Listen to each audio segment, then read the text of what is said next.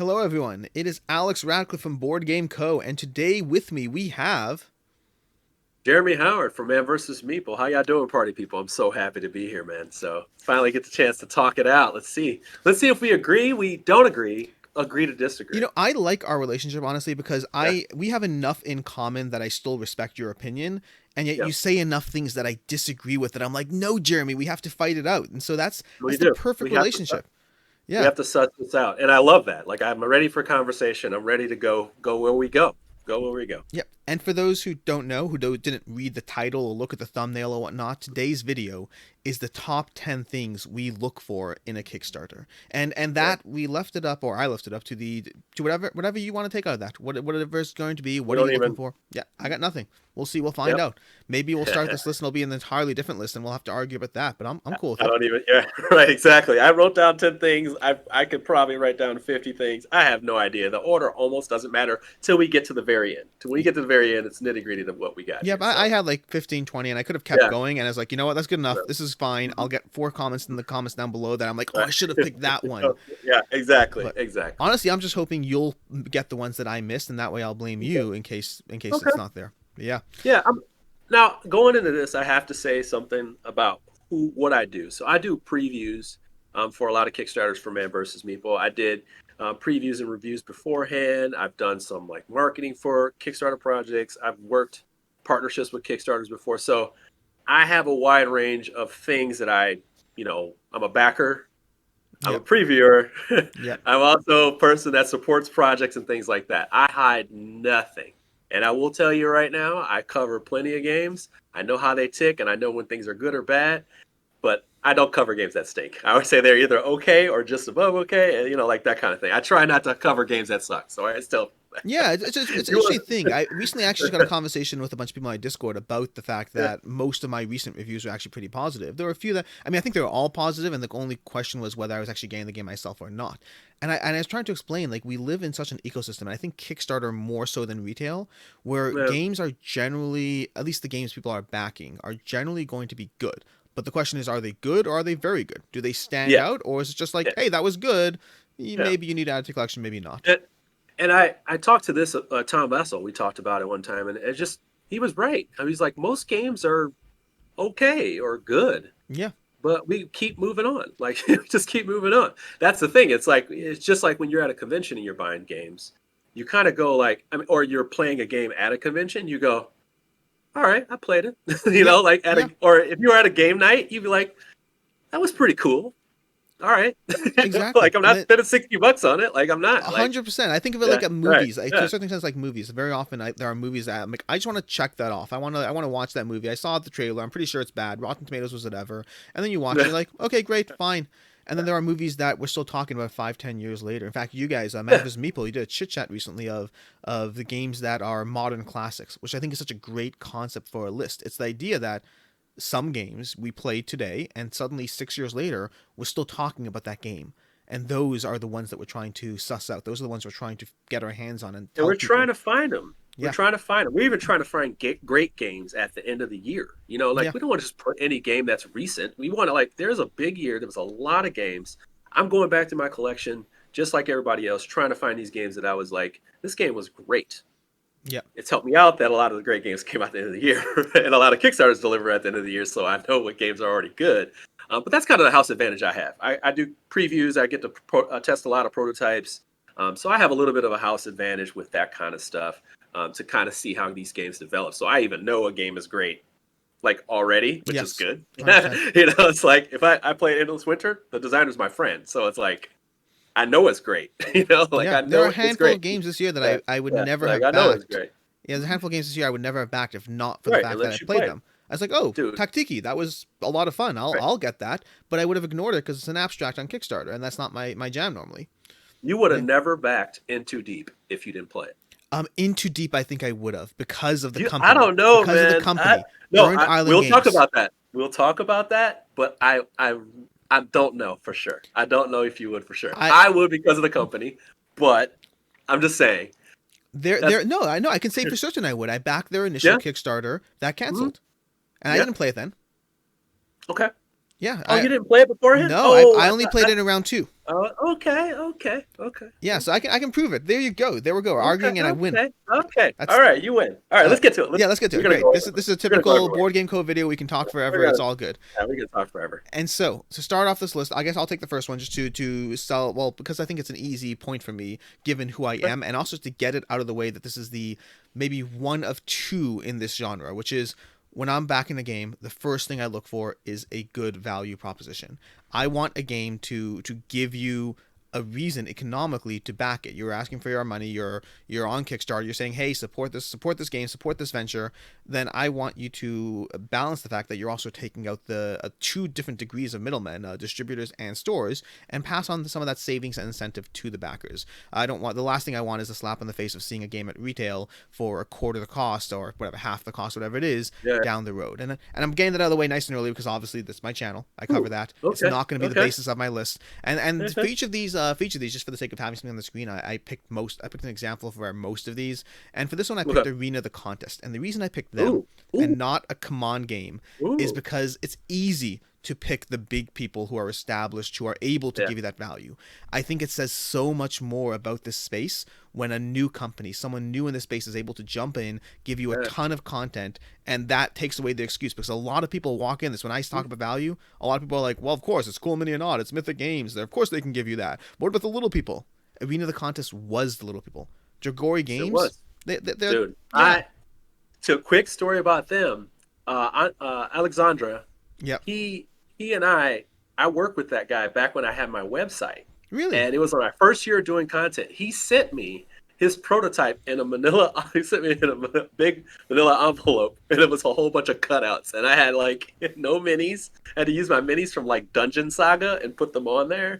And I was just like, I saw the vision early. I was like, I see it. And he sent me some script from the first scenario, and I was like, I see it. This could be great. And it's so cool to see something like that. That was my first like watching something big develop. yeah. And yeah, shout out to that guy, man. He came up with a really good product in the end, which is most important, a good product. Yeah, So 100%. And so and good yeah, value and great value, by the way. yep. Great value. How That's about why. talk about the re-up on that one? That's the Like thing. talk about I the could pick a re-up on that. bunch of smaller content creators, Oof, not content creators, a oof. bunch of smaller creators who have done that, and it's definitely harder. You're definitely fighting an uphill battle when you don't have the resources of a company behind you, but it is doable, and that's why I picked them. And so that's my number one, a good value. What's your number one, Jeremy? Mine is, and I'm petty. I'm really petty, man. And this is just because this is like the way I look at games, and Sure. sometimes it's a big turn and a big turn off. And what I'll do, and I'll just kind of just explain this first. It's called the three scroll test. So whenever I look at a game, I go.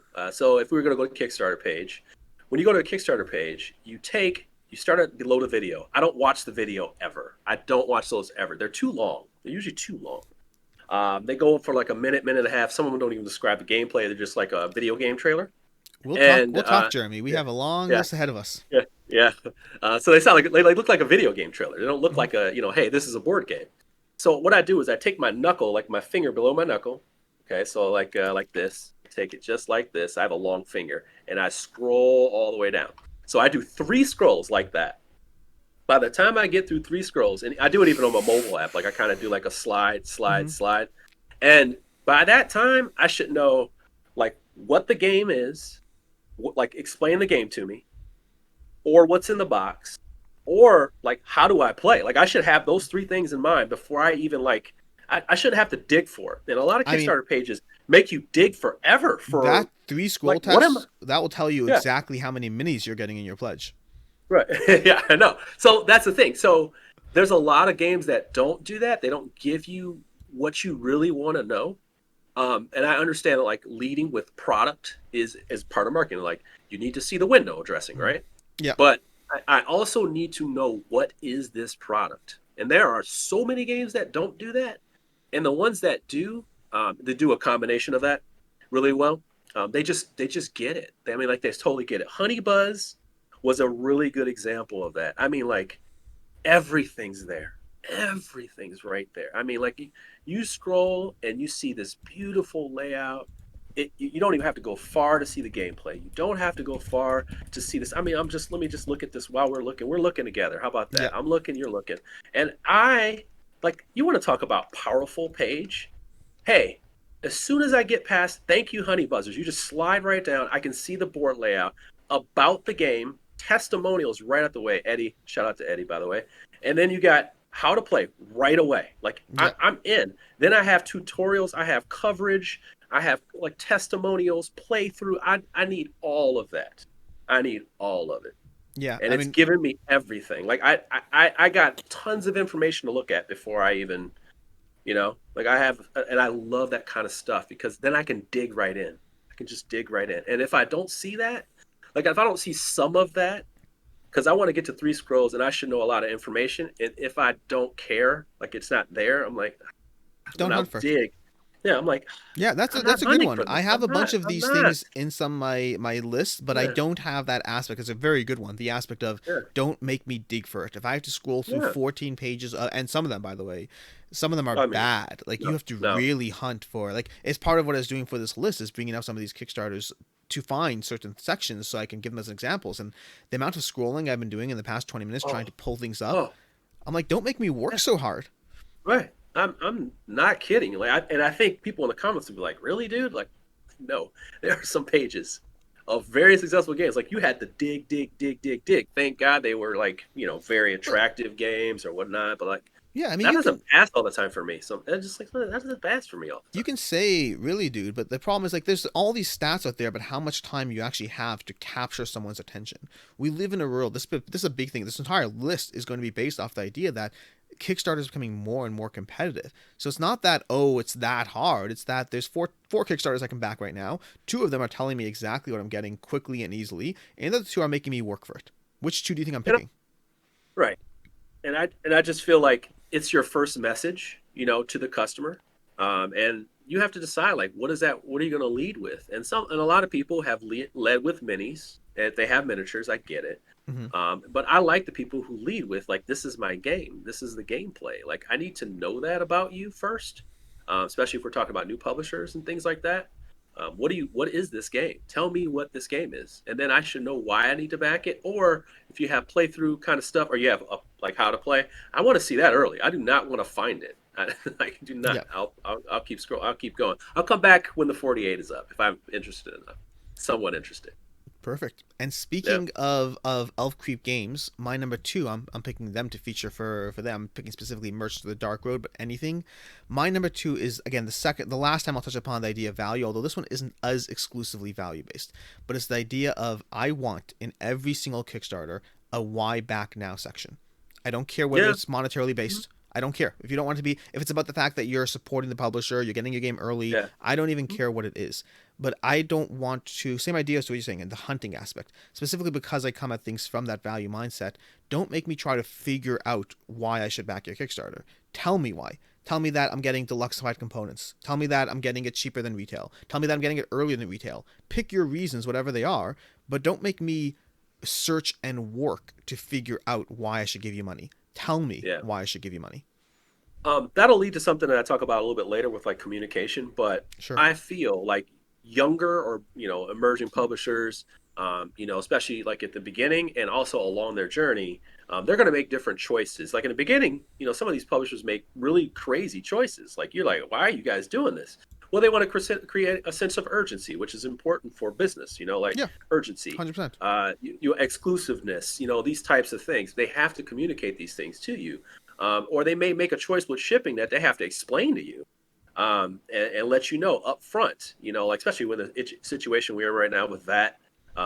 And I'll talk about that a little bit later, but it's like Sure. there's a lot of things you need to be able to communicate to people, to say, hey, like this is what's going to happen now. What was it, Northgard or whatever earlier this Northgard, year? yep. Yeah, Northgard. I mean, it's on the fringe whether that makes it to retail or not. Who knows, Yeah. right? Like sometimes, like I think some people go, well, they made 100K, it's going to retail. I'm like, you don't know how much money they're eating. Yeah. This is not PlayStation and Microsoft. They can't just eat money. Like I think people don't realize you're supporting a business sustainability here. So like they have to kind of be honest with you and open that up. So Yeah, for sure. And what's your number yeah. two? Okay, so mine is this is actually something I don't necessarily care that much about at all, but I did have to mention it because I know how important it is to other backers, and it's sometimes it's important to me to kind of explain how things go. Theme is there, okay? Now, theme in a retail product, like when it gets to that point with me, it's like I just want to know how the game plays. Just let me know, all right? Okay. But theme is important because it does at least it will say something like if I see like some kind of like Blade Runner type game, more than likely I'm going to pay attention to it just to even see what it is. Okay. Versus like On Point, which is a princess. On Point was a game that came out. It's actually a good game, but like it wasn't a theme that interests me. It's actually a cool game. But you just have to I just need to know what's going on. And honestly, like that's not going to keep me there.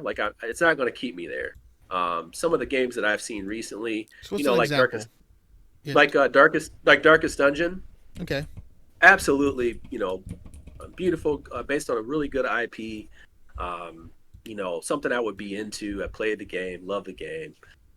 That doesn't necessarily mean that I'm gonna like just jump on board because I've loved that IP. Like I don't, or if a game looks like Zelda, like it doesn't mean that I'm just gonna jump on it because it looks like fake Zelda. Like I don't, that doesn't matter to me. But It it's just an makes me initial reason. slightly, right. Like it's an initial reason to actually look at it. But I try so many games with different themes. Like I wouldn't own Tussie Mussy at all. But I paid attention to it because the publisher, and I know what card games, and I also looked at the designer, and things like that. So that's what I'm talking about. Like it doesn't necessarily always have to be the theme, but it is something I can't deny that's inside of me somewhere, that says, "Hey, ooh, that's kind of cool. It's Greek or whatnot, or this is a totally different theme that I never even knew about before." So it's like, Yeah, I I didn't know about agree. Liv. It's definitely something that Yeah, I'm mindful of. It's not gonna be the final yeah, determination like yourself. And yeah. Darkest Dungeon is a So, great example in that sense. I mean, but mhm. like they pulled me in by the fact that they were different. And I'm not a fan of the video.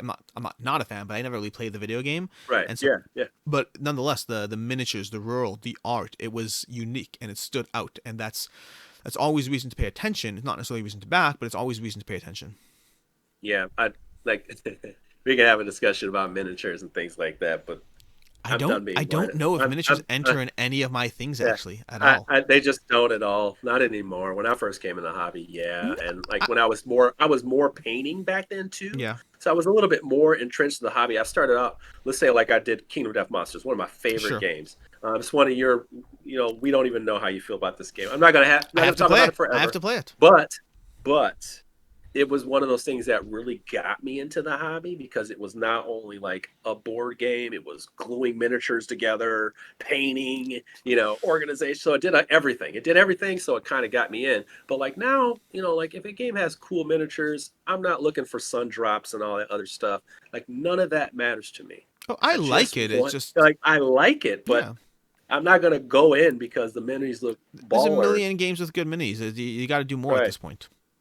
I mean, I'm not painting, my copy of Endure the Stars. Like I'm not, like, I'm just not. I'm gonna play it. That's it. Cool. So for my number three is more the lack of, but I'm being positive, so I'm focusing those that do it well. But the idea that have some form of content creators on your page. It does not have to be an overload of 15 names. When campaigns do it, it is interesting. I certainly don't mind it. I'm like, wow, everyone loves it. But have something. For me, I will walk away from Kickstarters, and I think not will, I think exclusively I have. If you don't have a single name on your page, and it doesn't have to be a Yeah. big name, the one I'm Nope. currently have pulled up on my screen actually is Rescuing Robin Hood as an example of someone who did Ah. have content creators, even though they're small. And this is a big point because I want to make that point Yeah. that you don't have to hunt down all the big names and pay whatever fees they have for their packages. You Yeah. can find smaller names who are putting out content, who are doing good stuff, who are Mhm. happy to cover your game. But it tells me that you know the space you're selling to. If you don't Yes. have a single content creator on your page, I'm like, have you backed a Kickstarter before? Do you want to convince anyone? I may not even watch the videos. I mean, I actually do Right. because I have to do the research for the Kickstarters. But in another world, I may not. I would not always watch these videos. But just seeing them on the page tells me that you understand the market and how to convince people, even if it's just one opinion. And I just don't hold. I just don't allow publishers to have that excuse anymore. There Yep. are so many content creators. We have a board game review page with 5,000 5,800 or so content creators. They put in small projects. People cherry pick like crazy, but you got people who will cover anything, Yeah. video, written. There's absolutely no excuses. Enough free content creators. I did it for I did it for several years before I joined Man versus Meeple, which does paid preview content. And like honestly, you have you have so many options. Free You got options, to at least tons of get free options. That's the and thing. and and I also want to be clear on this. Publishers, teach us your game. All right? If you can't get a content creator to do it, teach us your game. Don't leave everybody on the hook, because when worst comes to worst, you're the one that needs to know how to explain your game. And because if you're looking for potential backing dollars, if you're a party of one, I hope you put some money into marketing. Yeah. But if you're a party of one, if you're a party of one, I would say you got to try something, try to spend a little bit of money. But yeah, man, I just teach us how to play your game, man. Like, it's okay if it's a bad. I remember Bargain Quest Oh, back in the Bargain day. Quest. That guy, the Bargain Quest guy, he just played at his table and showed it how to play it. That's it. Like, that's it. I remember when I was learning how to play the game, the designer just sitting at a table like, this is how you play it. Da, da, da, da, da. I'm like, Edo Liftoff, like, he just sat at his table, and I just got his deluxe edition. He just sat it down at the table and played it right there, and I was like, okay, now I know how to play Liftoff. Like, do it on your own. And that's back when he first started. I think that was his first game. So yeah, you can, got to do that kind of stuff. You got to do your work, man. Do your work. You want people to buy your stuff, do the work. Exactly. Exactly. Yeah. What's your number 3? So number 3 is actually something that's important to me. It's shipping. I think shipping is a very important, essential part of Kickstarter. It's one thing that turns people off to Kickstarters immediately. I don't want to be so selfish, because we are in the U.S. and a lot of people across the world just get canned on shipping, especially people Yeah. in Canada, 100%. Australia.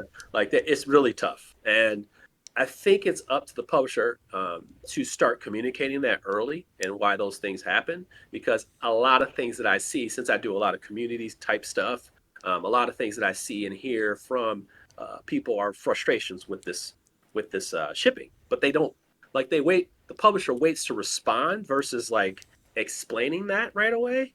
Like, it's something that you can communicate right away, instead of like waiting for the comments to come up and people go, oh my God, $30 shipping on a $40 game. That's like, that's another thing. Do your research, see what you can and can't afford. And that's also a sign of a publisher that's younger.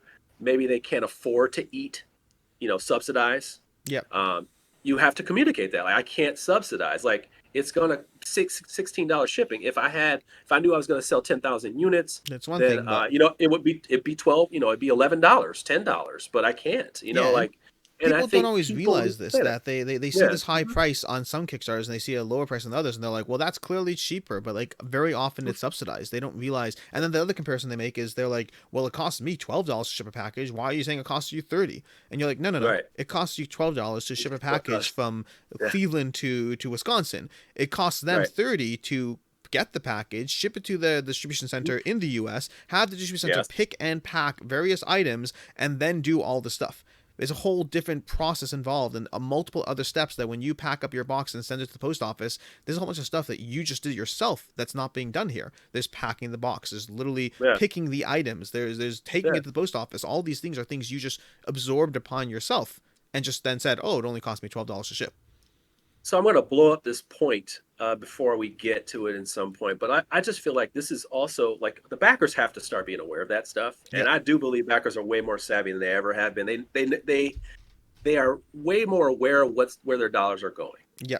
But there also could be this thing where you're a little bit too greedy with it, and you have to understand that, like, you are supporting someone. I constantly let people know, like, over and over again, just because you see 500,000, 1 million, all you've done is made sustainability for like a year and a half, Yeah. 2 years, because 100%. publishing is like crazy. Like, even if you see 3 million for Mythic, like, they have a team. They have a team. They're international. They're paying for these things and that things. They're paying for high production stuff at a high rate. They got to pay for 28,000 copies. Like, there's still a bill for that 28,000 copies, and things coming out of their wallet. to make this ship and all that stuff. People don't take that necessarily into mind, and that's why I say publishers need to be good at communicating these. 100%. Um, I it, remember it, it, once it, it was like I think it was a Mythic campaign. Like I'm scrolling down, looking over here. I'm looking at the credits on Steam Watchers, and the amount of names. Sometimes I think it's better, by the way, when they do a picture of the entire team and you see like 25 yeah, pictures, mhm, and you're like, have yeah, you mathematically calculated what payroll looks no, like when you have a company of yeah, 35 people? And they're yeah, like, well, they made $1 million. They can. It's no, expensive. no, There is a it's cost here. expensive. 100%. It's Payroll. taxes and Yeah, yeah, it's a big deal. payroll, overtime, overtime, Overtime. overtime, This business, overtime. this business in That general, while they're in any business, that there'll be people who make it big. But I would say most people in these businesses are struggling to make it work. They might be able to pay their bills, and that's fine, that's good. But like we can't resent people for having just to drop more than what they need to pay their bills. That is that like this yeah. is it's a fun space to be in. Don't And I think I'm sorry I'll cut you go off no there, no but go I, go. I, I think people don't understand how many half sort of hits, okay hits, okay hits with too much inventory left over. Yeah, These things are damaging to companies, and that's why they can't have fails on shipping. They can't have huge fails coming out of their pocket. I don't even know how Chip Theory does it sometimes.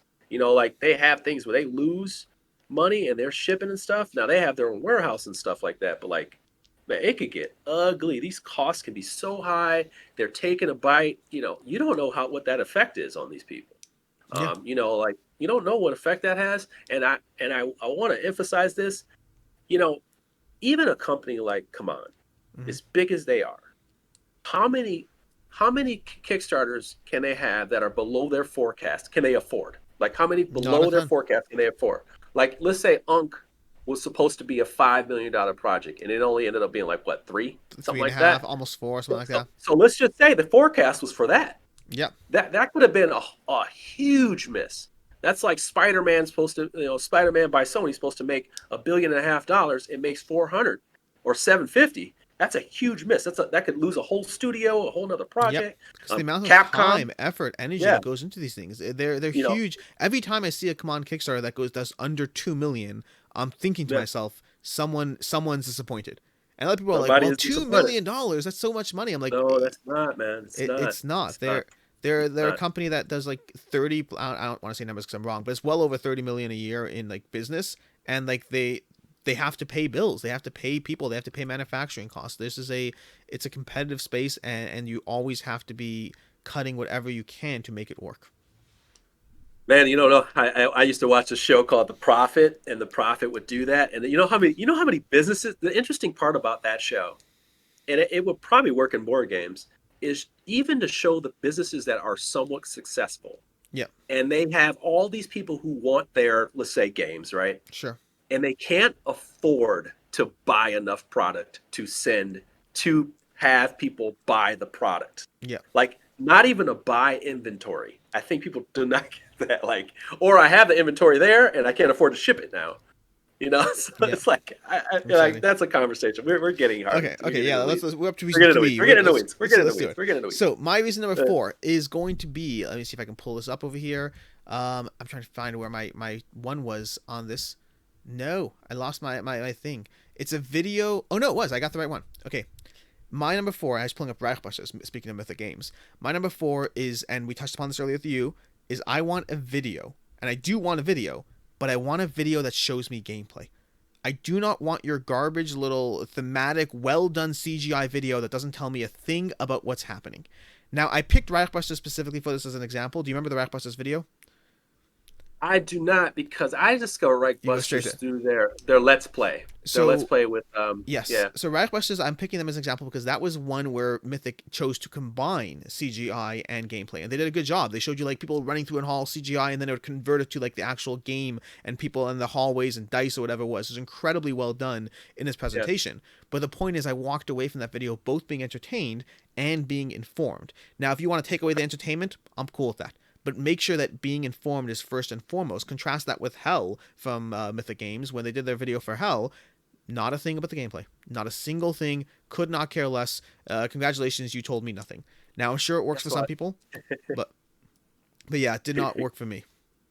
Guess what? What? I think that was one of the videos I did watch. Hell, and, and I didn't back the game until I played it in the last week of the campaign.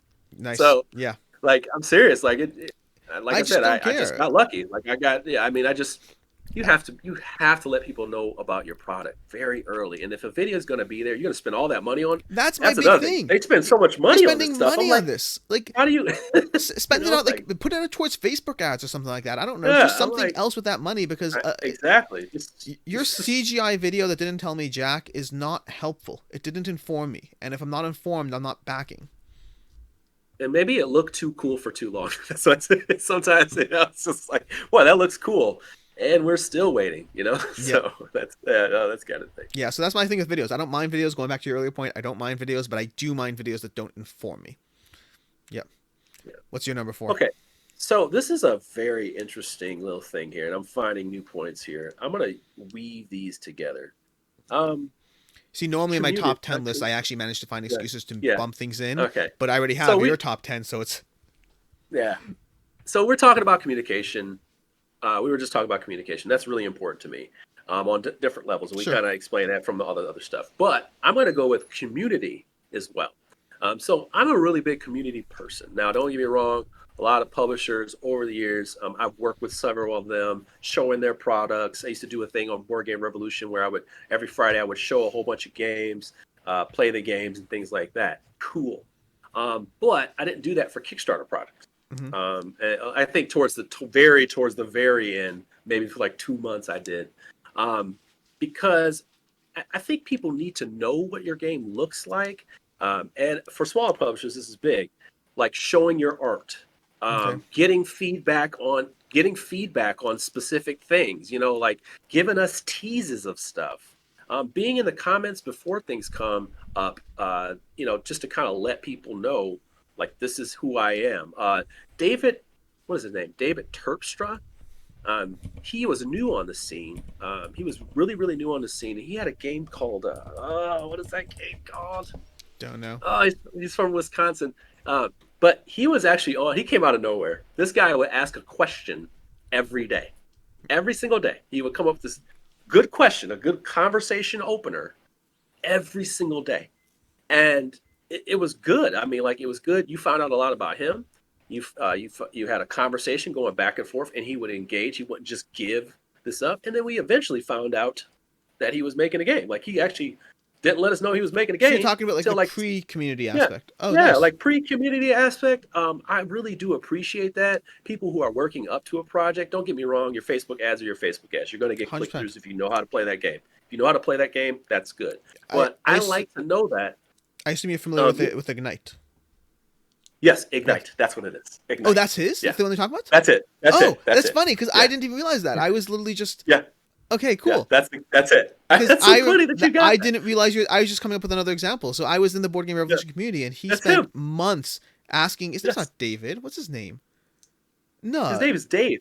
Is it no, Dave? it's I think something it's Dave else. Terpstra. Dave You got to Terra, be kidding. Hera. I don't remember. I'm just making up names, right? Okay, but that's funny you said it because yeah, so he was, and actually I have behind me on the shelf, if you see up there somewhere, Rocket Cats is somewhere up there.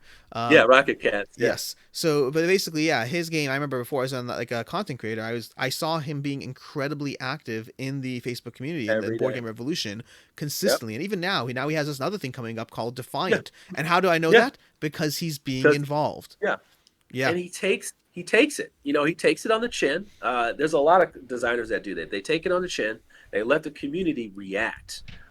Richard Bach and Dan Alves over there at Creative Studios, when they did Chronicles of Drunagar, Yeah. same thing. They put the stuff out there. They put these teases out there. Some were good, some were bad, and they took it. I mean, they took whatever it was and they responded to it.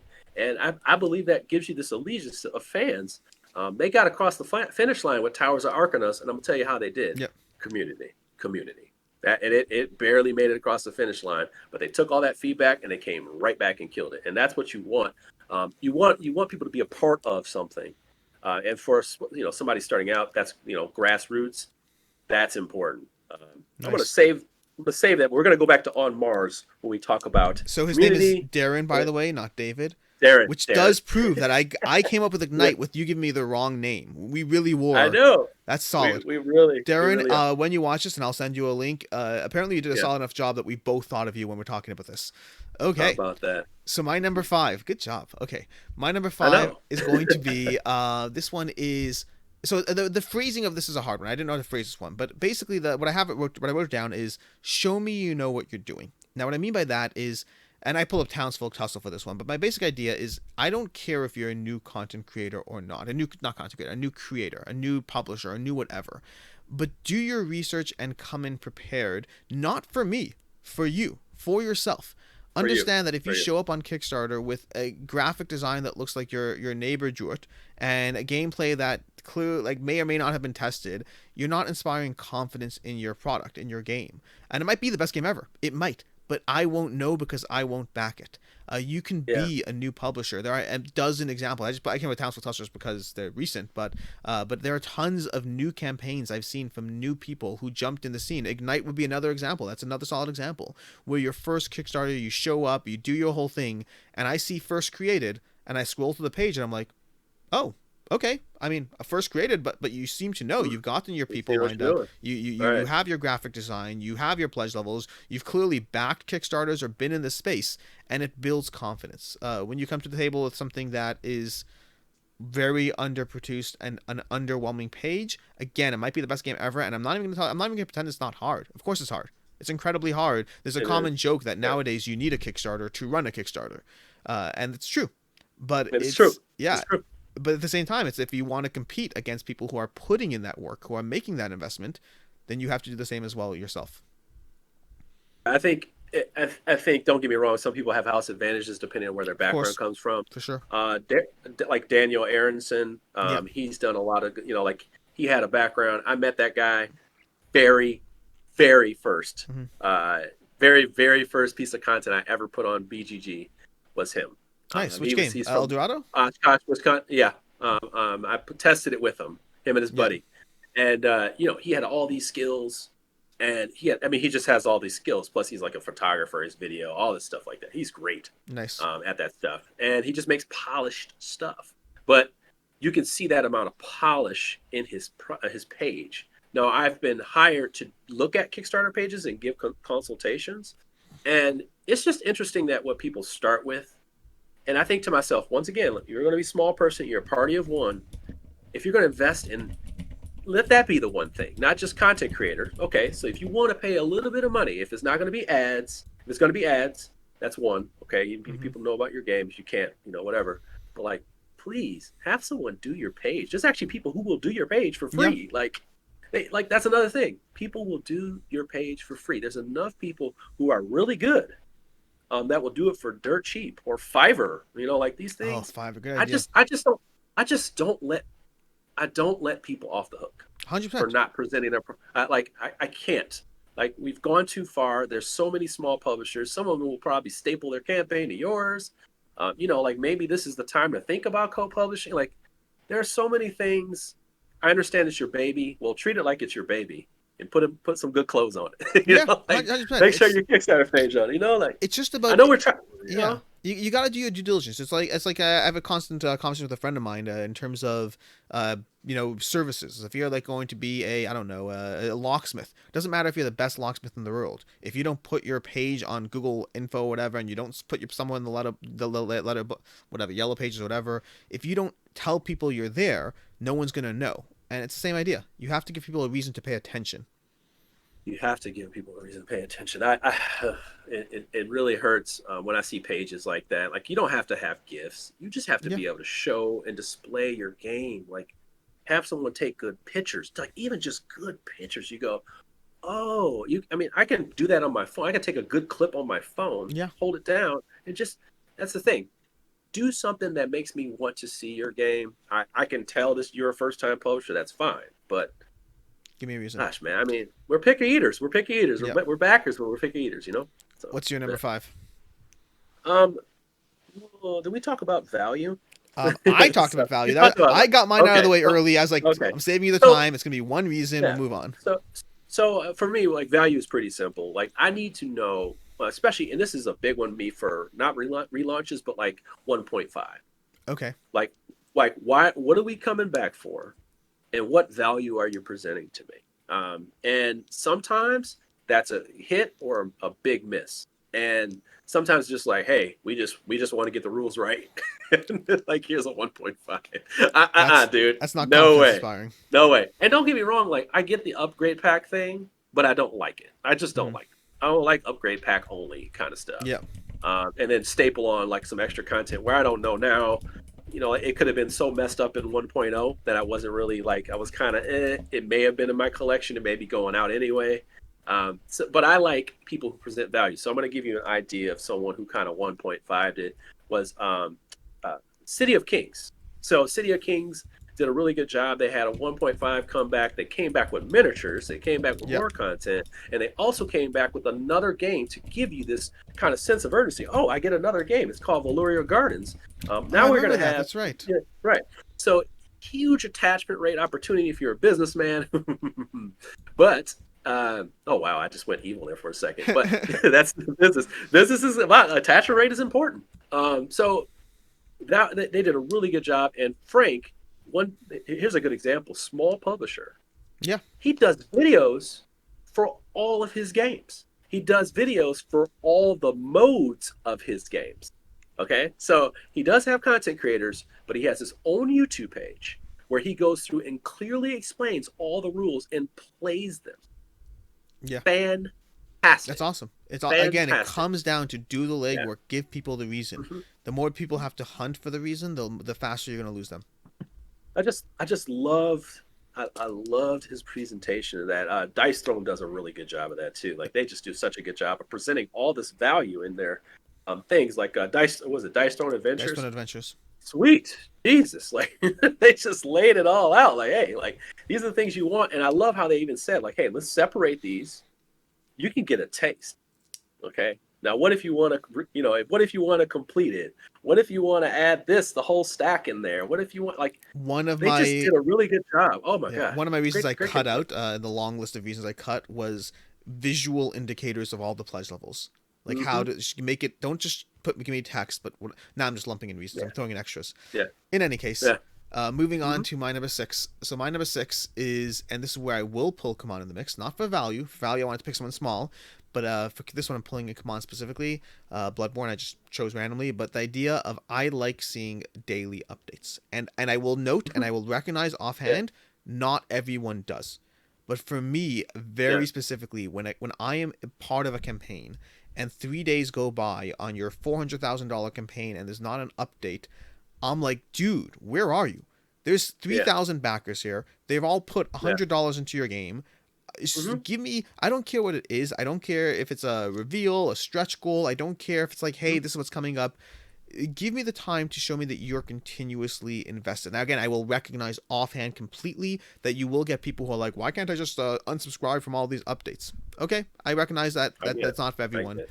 They're But few. They're few though. They're few. I They think they're really in the are few. minority, but Yeah. I don't want to Yeah. I discount think it. they're the minority. But like, Yeah. so for me, literally, I think given the volume that Kickstarter campaigns have gone to, if you're doing every other day, I will not give you a hard time. But I want to see daily updates. And I picked Command because for all the flack they get about communication post campaign, which they have gotten better at the end of Yeah. the day, what they do very well in the campaign is you get multiple daily updates. Every time a stretch goal is unlocked, plus every single time whatever, there's an update. There's keeping you invested. You get a little ping on your phone, that dopamine hit. Ooh, what happened next in Bloodborne? What's going on next? And it can be overwhelming, and you can easily set a filter to whatever to stop getting them. But I communicate, stay in communication, and keep me involved.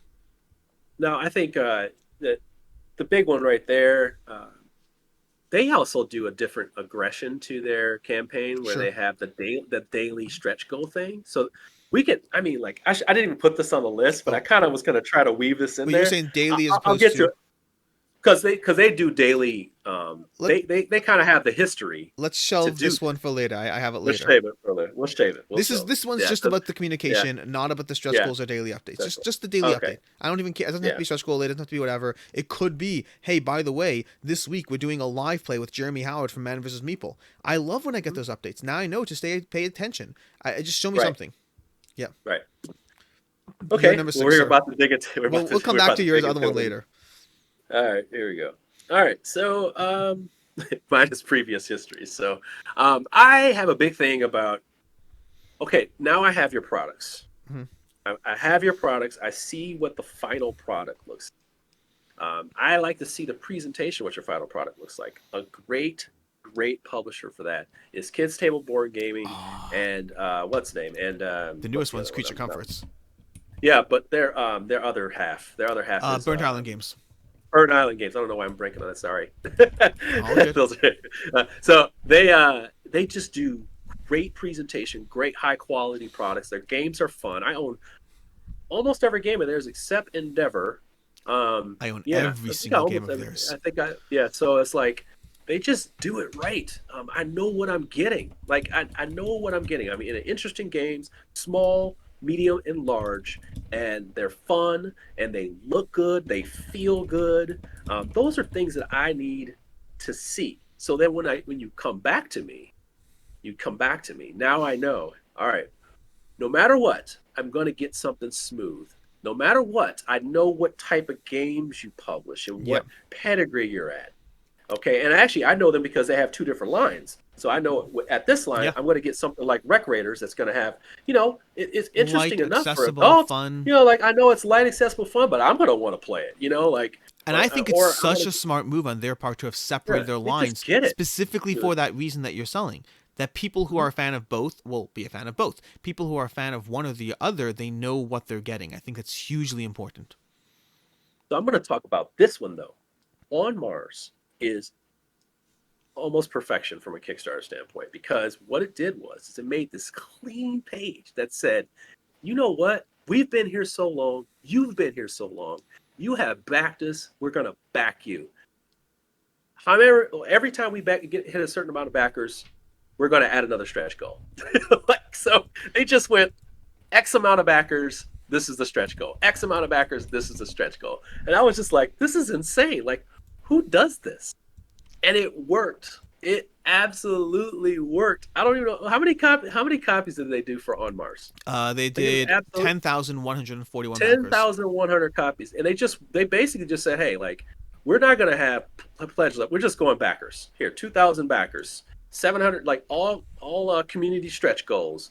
All shares and likes, just all kinds of stuff that they did. And they said, hey, it's going to be incremental, but you're going to get some baller stuff. We go back to the history conversation we just had, Yep. and And they have boom, like consistent stuff in that brand as well. That line. consistent. And they've had one super long shipping situation Yep. cleared right up. Once again, I have their products. I don't get rid of their games.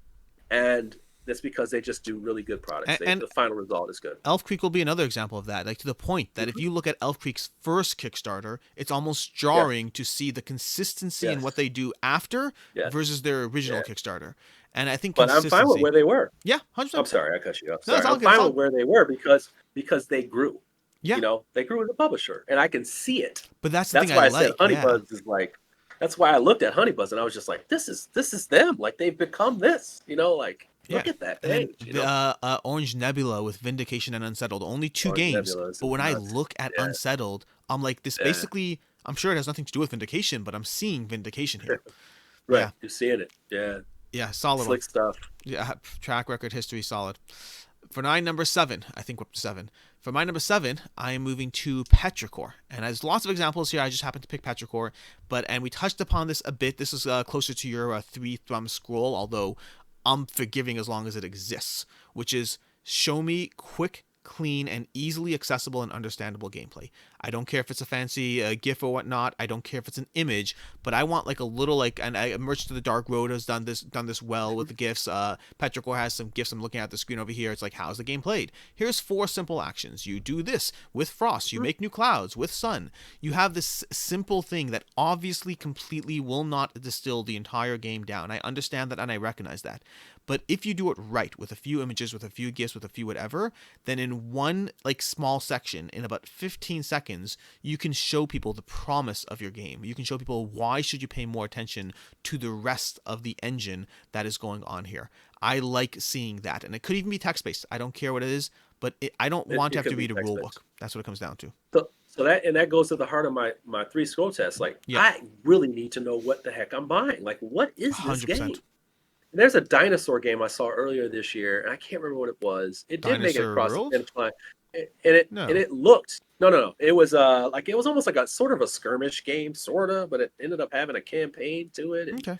it was kind of Jurassic Park looking ish, except you were out in the forest in a sense. Like, I remember scrolling down that page, and I didn't even know what type of game it was. Yeah. Like, I didn't even know what I was like. I don't know what type of game is this. Are we? I don't know. Like, actually, it was like I'm rolling, and I'm like, these guys are funded, and it's $90, and I'm thinking, how did they translate or communicate this to the customer?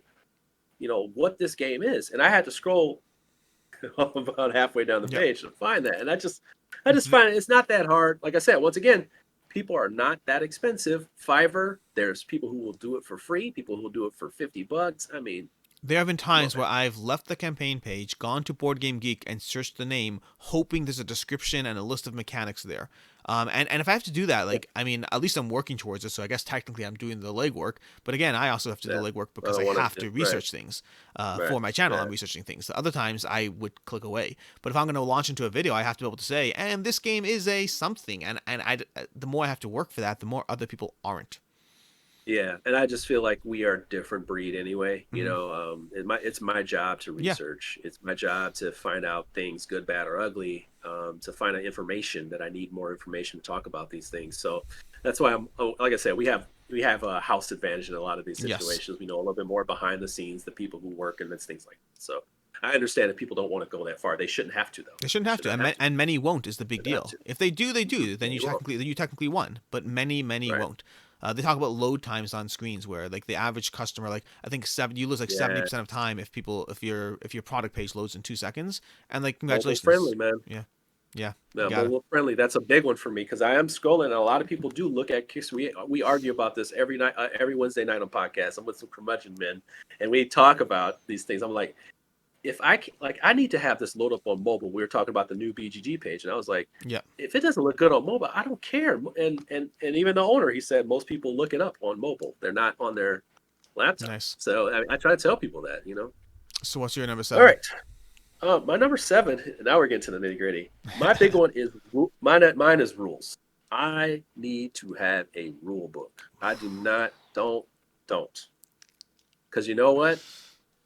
Everybody's hiding something, Yeah, and I need to see it. I need a taste of what your final product is.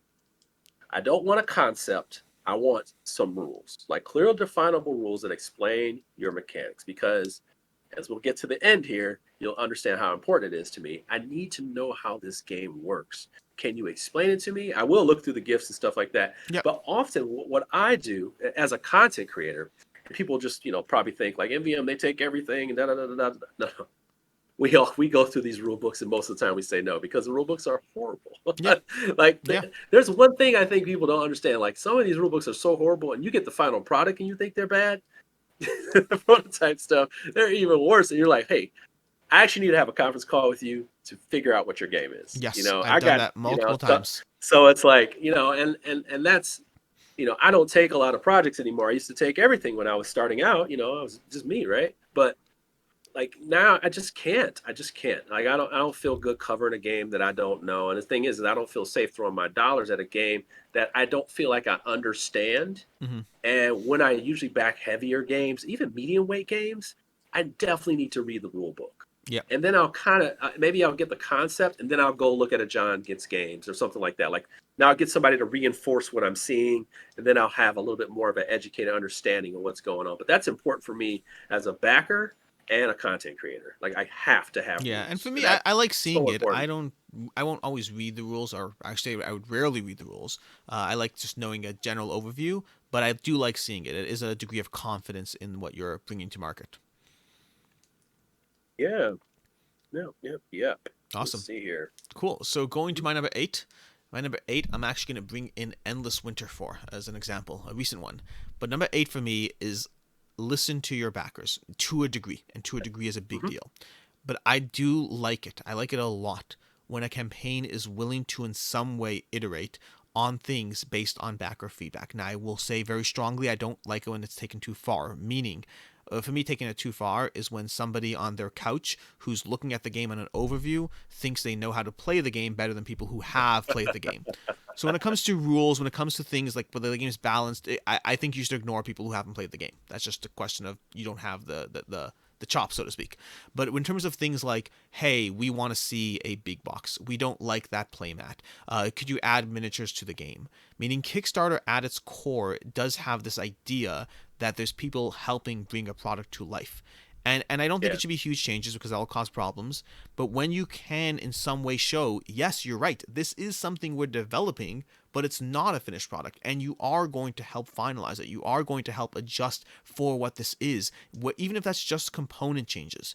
I Hmm. like that because it reminds people that is what the Kickstarter promise is. You want that why back now section I talked about? Why back now? One of those reasons that you can give and hold true is be a part of this product's development. Be a part of the final thing that shows up on your table. And the reason I picked Endless Winter is because they listened to things so many times. They added a big box that they had no plans on doing. They added Right. two versions of the Right. playmat because people complained about the horizontal versus vertical. They saw a Yeah. concept art for the idle board that looked so cool that they incorporated it into their game mid-campaign. Again and again and again, they listened to changes and they adjusted things based on backer feedback, based on things, and they reminded people that Kickstarter is a communal project together. And they, one thing I think they had it going in. They did a lot of their groundwork early. They, Yes. like in the midst of a pandemic, they played with people. They played with people. The designer was available. They built a community group and they interacted with them all the time. Mythic did this too for Hell, by the way. They did Yeah. the same thing. Yep. Like they started this group. ISS Vanguard that's coming out right now did it. Even in the smaller sense, Isofarian Guard did that last year. These are small companies. They did this and said, hey, play the game with us or talk to us, ask us all these questions. Then they get in the campaign. People are asking them to change things, and they see something that just seems like this wouldn't be right if it was in the final product. And they look at it and they go, hey, guess what? You're right. Or, hey, I want more. Yeah. This is successful. I want more. And they're like, you know what? Look at the numbers here. Hey, we can afford that. Let's do it. And you know what? That may have turned a lot of people back to the product. Yeah. And they may have just said, hey, like we're going to throw this in here. So now we got two stretch goals. That's happened before, by the way. Yes. Like people are like, well, we can throw this and this in. And that's not even a stretch goal. It's just there. You're like, whoa. So yeah, Endless Winter did this with their eraser caps, where they had these eraser caps and people, like myself included, made fun of them like eraser caps is a stretch goal, and they're like, let's erase those, and here's an extra stretch goal in its place. Exactly. Yeah. So I mean, you have to listen to your backers. They will come back because they remember you for communicating like that. And I think that's important, like listening. 100%. Communication, a lot of communication. It's a big thing.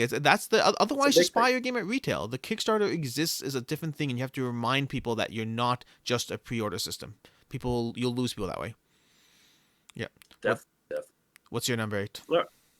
We are number 8. Well, I hope so. What's your list look like? Oh gosh. Oh my goodness. I'm on number 9. Uh-oh. You might have to add one secretly. Okay. No, it's okay. That's okay. So content creators are important to me. So content creators are the core of what, and they are the core of a page, right? They are the ones that validate games for you. Now, there are two types of things that will show up on a Kickstarter page. You will have content previews, and then you'll have content reviews. Reviews are a lot more rare on a Kickstarter page because a lot of these things are in prototype form. As a matter of fact, when we do previews, everything's in prototype form. We have to disclaim that. Yeah. And we have to give that disclaimer every time. And even for reviewers, they'll say, hey, like this is a prototype, 100%. but this is my opinion on it, like that kind of thing. They are two different things, and they are both very much needed. Yeah. And they are also, I also like not reviews or previews. I call them just playthroughs. They're not really previews to me. They're just they're just playthroughs. Like they're not previews. So I like all three of those. I like how to play sometimes. I kind of want to see the game in motion. Mm-hmm. I like to just see the game in motion. Like for my previews, I like to not just be a rule book. I like to you want to play the game in motion, and I'm talking about it as I play it. Or like a Rado's run through sort of style. Yeah. That's the only kind of playthrough that I actually will like watching. I want to hear you think. Yeah. Yeah, and I that's exactly what I when I started doing video, I was just like, I want to be like a crappy Ronald. That's exactly what I told myself. Like I actually said that to him and he was just like, all right, well thanks. I'm like, that's exactly what you should be. Like I'm an energetic person. I like to talk about the games that I have because I don't cover crappy games, in my opinion. So I'll talk about them, I'll play them, and I'm looking for content creators that do something similar. And I understand how they're explaining things to me, not just like I'm a fan of the games they like. I need to hear what they're thinking. I need to hear like explain the mechanics to me. I'm like, okay, this is how they're processing it. Or when I watch John play the game from three different steps, I know that what he's doing is actually showing you the mechanics of each turn. Yeah. He's not necessarily trying to win against each other. He's actually editing it to say like, this is this rule, this is that rule, this is that rule, and this is how a round is finished, and then this is how it's scored at the end. Now I'm going to play. So then it's a really interesting, choice and style that you have. Yeah. If I want a commercial style, I know who to look for. If I want a really critical game and I'm looking at these miniatures and things don't seem right, I know who to go to. All these different things, I use them as part of my research, and I'm a heavy research backer, especially as we go like to that 60, 70, 80, 90. I'm not throwing money. I have money. I'm blessed, but that doesn't mean I'm throwing $100 at everything. So 100%. I definitely have to do my research, and those content creators are important to me. They are important to me. That's I'm one of them, but I definitely think that all of us have our space, and we all need to kind of, as backers, you all need to kind of make sure you're doing your research as well. Very important, though. Yeah, that's why I Very. included my number 3. Like exactly that. I think content creators are a huge part of the space in so many different ways. And again, I'm saying that as someone who won't watch half of them. I just like to know that there's content out there, that there's in some way some degree of, again, it's like I'm more sympathetic to smaller campaigns not having an abundance of them. But the larger you are, the more you should have different types. You don't need to have 14 different of each, but get a playthrough, get a review, get a preview, get some stuff out there that people can absorb. You actually what you said is sort of let's go back to this just very quickly, about having a campaign with so many videos. Yeah. To me, that's a mess. To me, that's a mess because it doesn't show me what your focus is. Because certain people go to certain previewers and reviewers for specific things, and by this time, a lot of the usual suspects. Yep. Like what type of game is going to be covered by this channel. It's not like Tantrum House is going to be covering, Lisboa. Like they're not going to be covering On Mars and Lisboa. So it's like, but why have them have that game? You see what I'm saying? Yeah. Like, but why have them do the preview? It's like you're throwing money at it, or you're just throwing it at anybody. Like there's a focus that's lost, and the person who's looking for content doesn't know where to go. They're really just looking for like one or two people. And for me to see that as a backer, a potential backer, that does confuse me. And although I may go through and pick the ones like, oh, they did it, so maybe I'll, this and that. I don't feel like I'm that. I don't feel like people are like me. I feel like they want one or two people, maybe three max, and find the people that really fit. If you're a designer, I agree right very now, strongly with watching this, yeah, that point about finding people that fit does resonate with me strongly. find the people that fit. Yeah. Yeah, there's different kinds of channels, different kind of people, different kinds of tastes, Yeah. and different presentation styles that work for different kinds of games as well. Yes, and Yeah. and like some games you want to just look dead sexy, on screen, like Yep. or somebody you want somebody with more charisma and passion. I feel like that's a thing. Like it's a strong suit of certain people, but like there's some people who are just great at it all, and you have to find those people. That's a little bit more work on the publisher's part, but the backers respect that because they know they're receiving value by going to the right people. And over time, they'll learn what they like the most. Yeah. Makes sense. So that was mine or your? What are we up to? That was yours. That was your content creator. That was you. Yeah, that was. Which brings me to 9. I still got me confused because I talked about it earlier. Which brings me to number 9, which I'm going to bring Come On in for a second time, which should be no surprise to people who know me and know they like Come On. Hey, I didn't bring them in for value. I could have done it for there too. And this is one where I'm going to bring in Massive Darkness 2, and this is one where we're bringing up a conversation from earlier, and it's going to be I prefer daily reveals, but more specifically, I prefer daily reveals combined with stretch goals. I like that combination, and I think it works. And I'm using Massive Darkness 2 as an example because I think that's when Command really made the shift towards that. But my reasoning being is I find stretch goals in general, they add a host of maintenance to the creator of the project to be on top of them, to pace them, to ensure everything's going correctly. And then this is the hard part. If things don't have the trajectory that you want, you have to suddenly manage a whole host of things not working out. You have to manage the Yeah. buzz, the how do I keep people interested? Do I suddenly start throwing things at them and faking the whole thing out? I think the combination Throwing of things up. you do. They're like, oh, hey, we love you so Right. much, Sure. respected backers, that we're going to Yeah. give you 3 extra stretch goals for free. You're like, that's not a stretch goal anymore. That's Right. a daily reveal. Right. It's a And, daily and, reveal. and so, Yeah. but the flip side is if you go completely. So if I had to pick between one, if I had to pick between two, I would just go to daily reveal. I would pick that alone. Uh-huh. But I Yeah, like I the would do that too. combination Daily of both because what daily reveals do give up is that idea that the backers, even though it's all fake or mostly fake, it does give up It the is. illusion that the backers can help push the next thing forward. It does give up the illusion that as people join the project, it gets bigger and bigger. And so I think the combination works well. The combination lets you keep that momentum. Massive Darkness 2, 1 p.m. Eastern Standard Time every single day was a daily reveal. And then there were stretch goals. And day 1, they knocked out 4 of them, 5 of them, 6 of them. Day 2, they knocked out 3 of them. And then every other day, maybe they knocked out 1. Stretch goals have a pace and they will drop off, and that's fine. But if you supplement it with by having both, you both give people that control, that feeling of being invested and helping and growing. And then you also have daily reveals for when that pace slows and you don't need to worry about keeping things moving.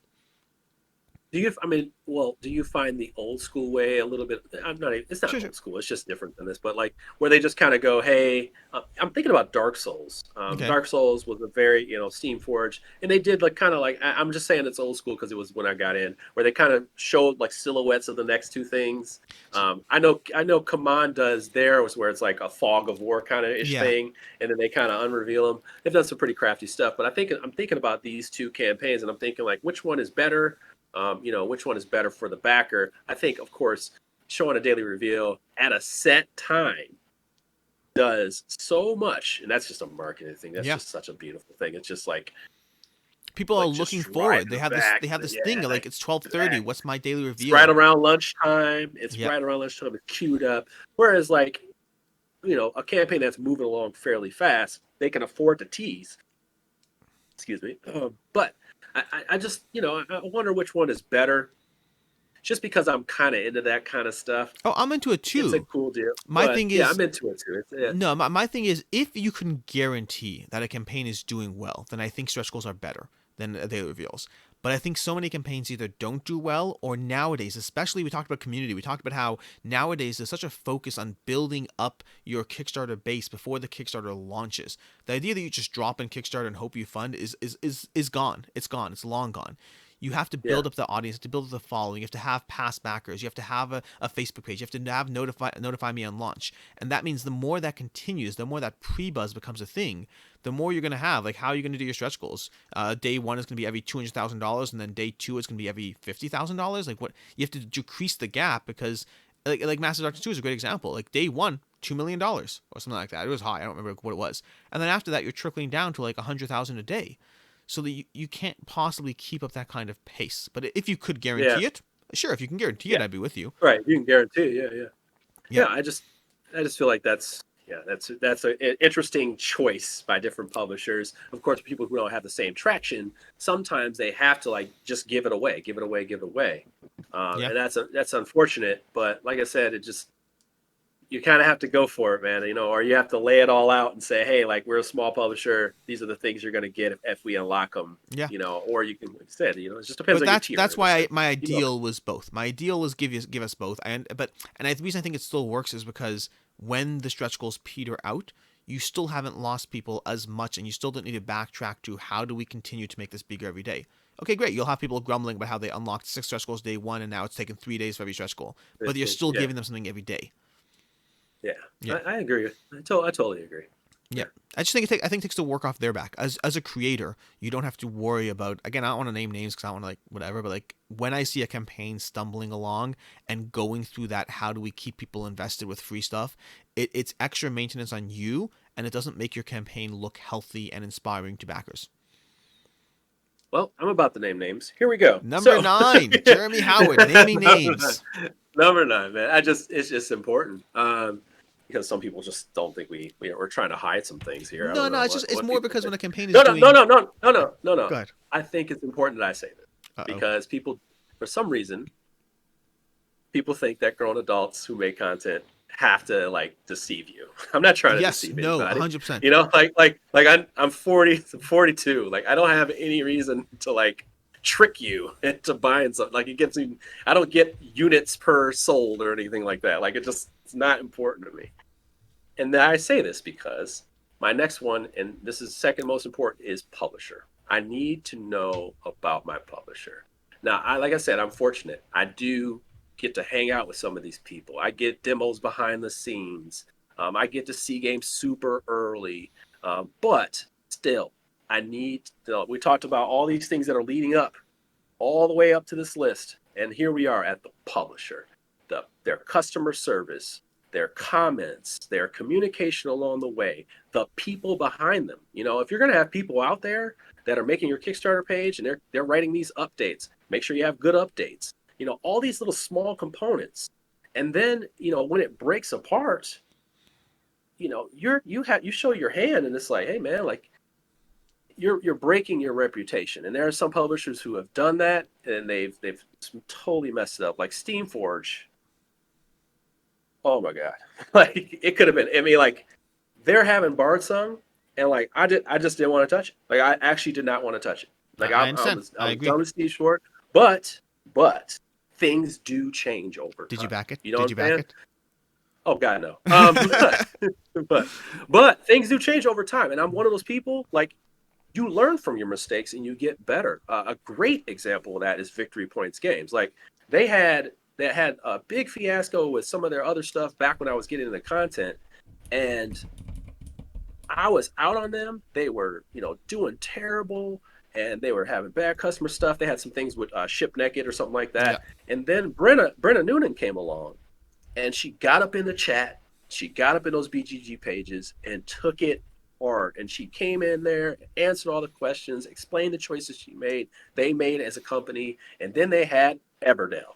And then like, you know, like then they had the Everdell expansion. Then they had the two times expansion. Yep. Whoa, two times expansion with no marketing.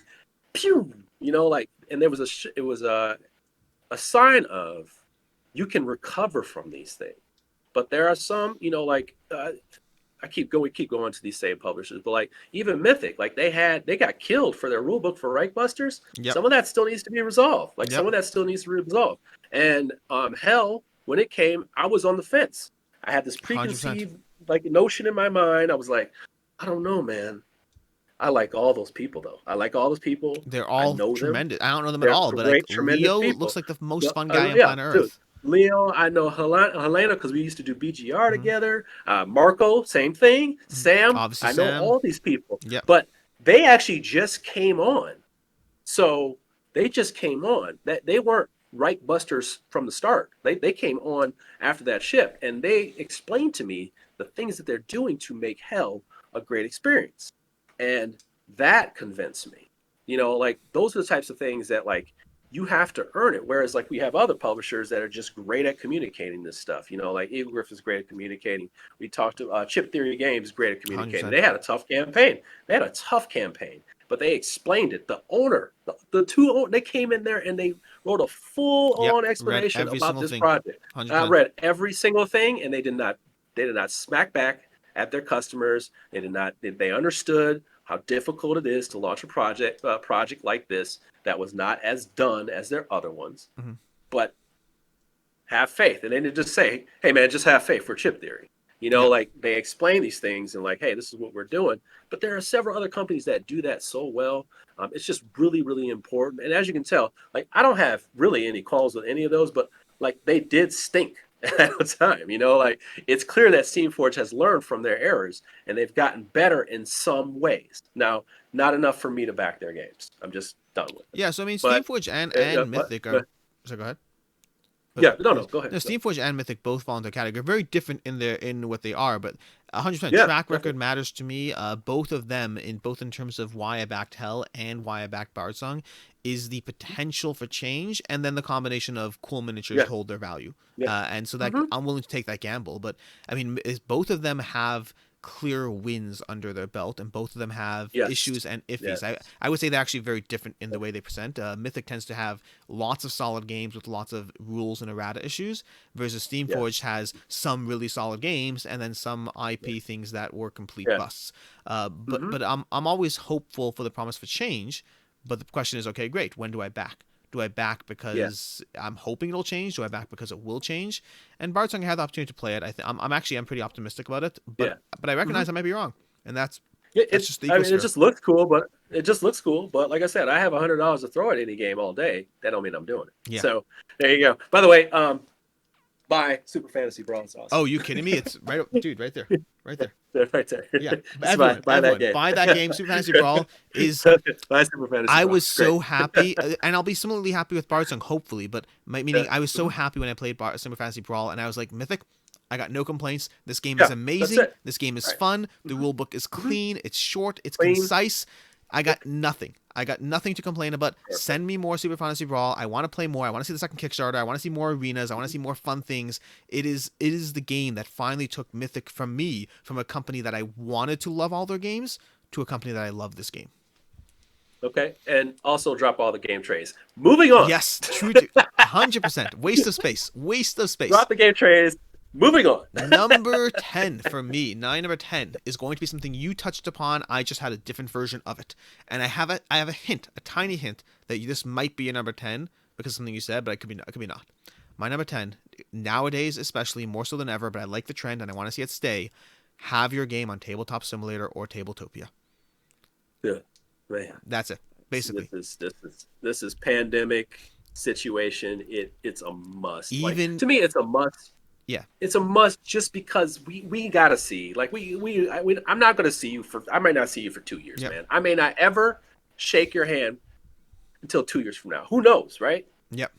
I may not see your game for two. Like I don't know.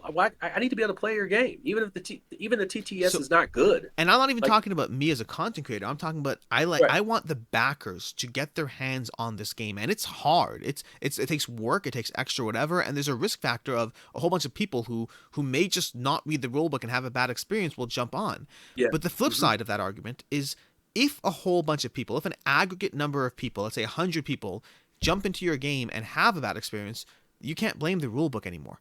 That's Right. otherwise Can't you blame get the same issue with the retail copy too, right?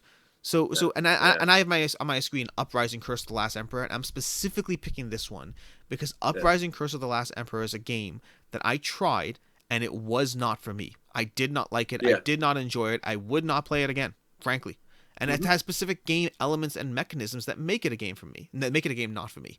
But that's fine because they had it on TTS and people got to play it and people got to try it and I felt comfortable. To me, there's a huge weight on my shoulders of saying I don't like a game because I am, at the end of the day, content creator or not, I am an opinion and it reflects my tastes. And so I was able to say this game wasn't for me because I saw tons of people who were playing on TTS who were enjoying it. And I was like, great, they're enjoying it. There's like a critical mass here. And I think pandemic is the trigger for seeing it left, right, and center. But I think it's so impactful. Yeah. And again, going to the rulebook thing as an example, even the people who don't try it on TTS, there's a degree of confidence you inspire when you say, "Here's our game. Feel free to try it, and now we're going to sell it to you." You're not hiding anything anymore. Yeah, and I feel like that's just like content creators are hiding something. Yeah. Now it's gotten to a point where it's like, "Well, you hiding something." The difference is give me something like what do you can I play this game? Like I don't know. Like it seems kind of weird. Can you play it? And then they see other content creators playing it with the publisher, and they're like, well, why can't I play it? Like, oh, that doesn't seem right. Yeah, that's a big one. That's not cool. And you see multiple people playing. It's the last week of the campaign, and now they found some small content creator, smaller. Yep. They're playing it on their page, and you're like, why can't we play it? Like, no, that's a big deal. I should add that if you're going to have TTS, make it publicly available. Do not hide it behind whatever. Yeah. Do not hide it. You're like, we're just worried you'll have a bad experience when you get it. I'm like, and what about the retail copy? That's still a problem there. Yeah. Right. So I find that to be, once again, there are people who will build this for Yes, free. I'm not 100%. kidding you. And they won't, They'll and do I it. mean, they They'll will do it for a build. free pledge, and that will cost you Yeah, much less than the actual right. game. Yeah. I know a guy. His name is Wes. He is Wes. What's his last name? Woodbury, by the way. Oh, hey, I know. Yeah, yeah. And he builds these things. He doesn't charge much, or if not at all. He's great. He's great. And Die the Dungeon is this game, by the way. If you're Ah, looking for it, that's what you're looking for. There you go. And like you can get this stuff done if you really care. And I don't. There's even Endless Winter scripted. yeah. Scripted. Yep. And that's a new thing right now. Scripted. What's his name? What was that other game? The Scripted, for Tank those who Garden. don't know, is the idea That that you can program certain mechanisms to make playing online faster and easier. Yeah. So like if you don't, like that's another thing. If you don't necessarily want to go through this long rules thing, gives you a really kind of upstart, quick start thing. So there's different ways to do this, and there are some people who are great. Arcane Wonders just makes like this. It almost feels like Yes. you have the board game in front of Yep. you. It's ridiculous. They create the table and everything. They have Like, their it's room. ridiculous, It but feels like a little con yeah, table. Yeah, they did a solid job. it's crazy. Robert's did an But amazing job yeah, there. Rob is ridiculous. But there are certain people who do this so well. I'm not talking to those people. I'm talking to people who actually need your dollars. And like we had, just so many of these small publishers, man. Just get someone to kind of put it together or make something so people can just see it and feel it. That's another thing. Show people how to play your game. Have a live stream on your Kickstarter page, just you, and then play your game and show people. Maybe you don't know how to record, so just play it live. Like don't, Yeah. like people don't know how to edit. Like just play it live, and and you can go through it. And I just think that, like I said, there's no excuses at this point. No excuses. And that's my number 10. What's yours, sir? My number 10 is gameplay over everything. I need to know everything about this game. Like, I don't think backers pay attention to gameplay as much. Not as much. As There's a all the reason time. that I just don't. 3-page Like, scroll thing happens. now, I know this because I see people. Just recently, I saw someone with Rococo. Okay. So they got this Rococo. They said, "Oh well, I didn't like this art. I can't believe they made this nice, this choice. I felt like we were fooled, we were deceived, and da da da da." And I thought to myself, when they announced this at the beginning of the year, they already had art done. Okay, it was Yeah, that's why everywhere. I'm confused. They had the board design. I think they even had the pictures before they even launched that CrowdOx thing, whatever. I'm confused by this person. What's going on? I'm sorry, just the art alone, they couldn't, they didn't even look. So now they're disappointed. You spent $150 on this product. Yeah. That's on you, dude. Same thing. Like some people will say, well, this person told me that this game was like this and it's awesome. A lot of content creators, almost all content creators, sound bites are sound bites, but like you're watching the game, do your research. You should know how the game plays. If it doesn't work for you by the time it gets to you, it should be a total surprise, but not necessarily. Not necessarily. Yep. You should have done a lot of research to know, okay, I've seen this, I've seen the way the bits move, I've seen this and that. Even the tweaks that they change according to feedback, according to play testing, They're all usually these minimal. things. Dwellings of Eldervale, if you watch John Gets Games video, it's not the same. If you watch Board Game Replay's video of Nemesis, it's not the same. There are changes that happen in playtesting and last second production. I don't, like certain games, they change, but they are fundamentally the same. The actual gameplay is, but you have to do that research. And publishers have to do a great job, once again, of showing us how these games plays. It's so important that is clear.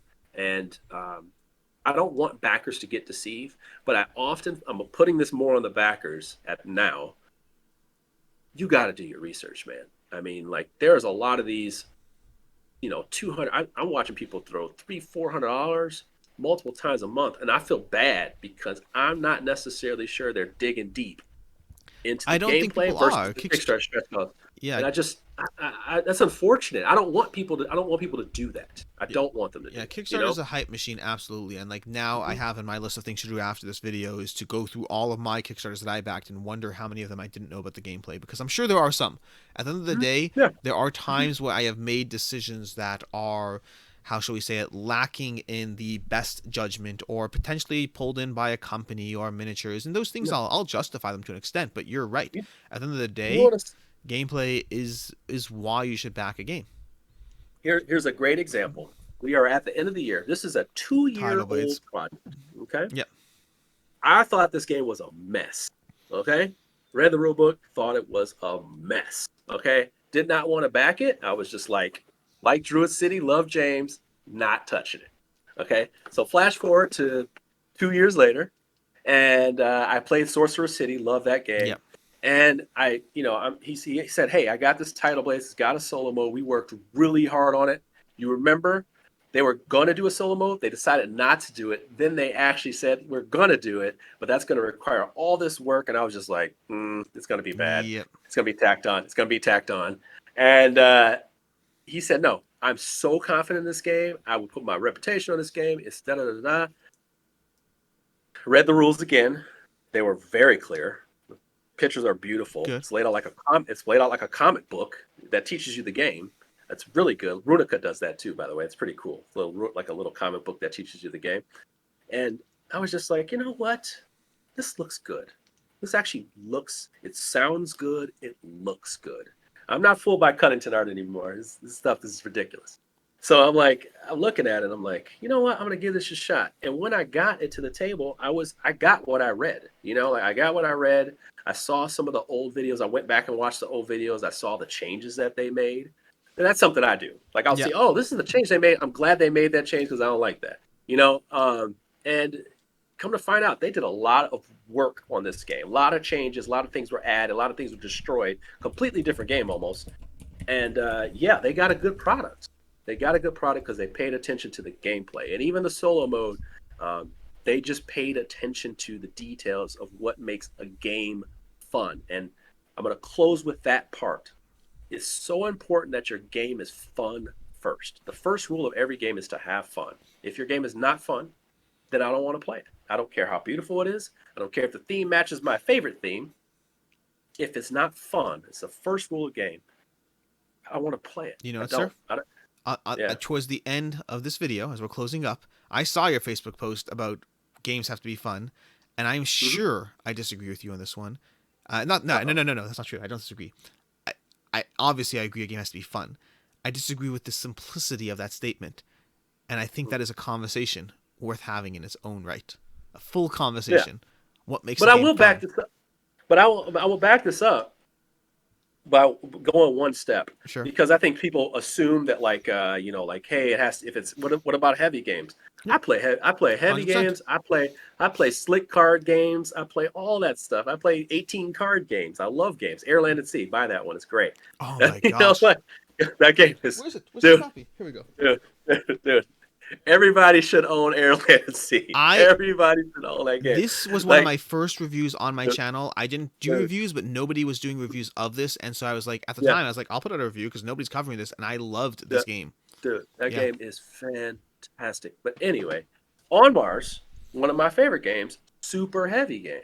But the things that they have in common is I find out where the fun is very early in the game. Yeah. Like I know where it's at, and they hooked me in.